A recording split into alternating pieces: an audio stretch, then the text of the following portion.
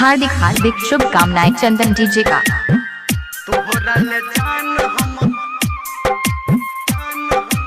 माँ Gayatri recording studio. अभी आप सुन रहे हैं धर्मेंद्र निर्मलिया को।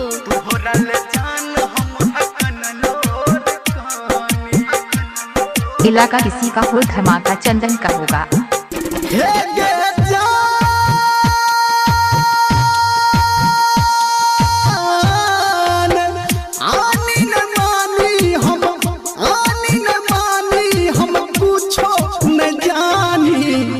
तोह डाल जान हम हकन लोर कानी, तोह डाल जान हम हकन लोर कानी।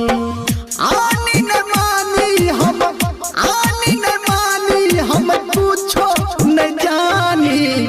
तोह डाल जान हम हकन लोर कानी, तोह डाल जान हम हकन लोर कानी।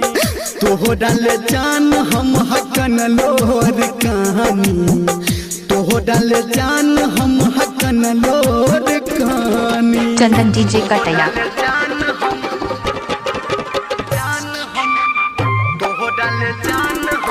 डीजे गुड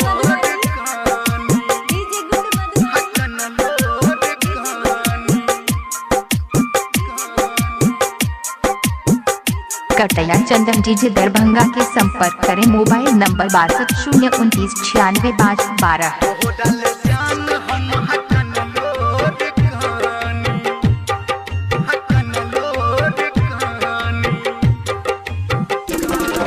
छोड़ दिल हमारा तू एक कदम गमिया, छोड़ दिल हमारा तू एक कदम गमिया। तो हट दिल हागे अखन जखमिया, तो हट दिल हागे अखन जखमिया। हम अपराधी छी, हम अपराधी छी अपने हम मानी। तोह डाल जान हम हकन लोर कानी, तोह डाल जान हम हकन लोर कानी।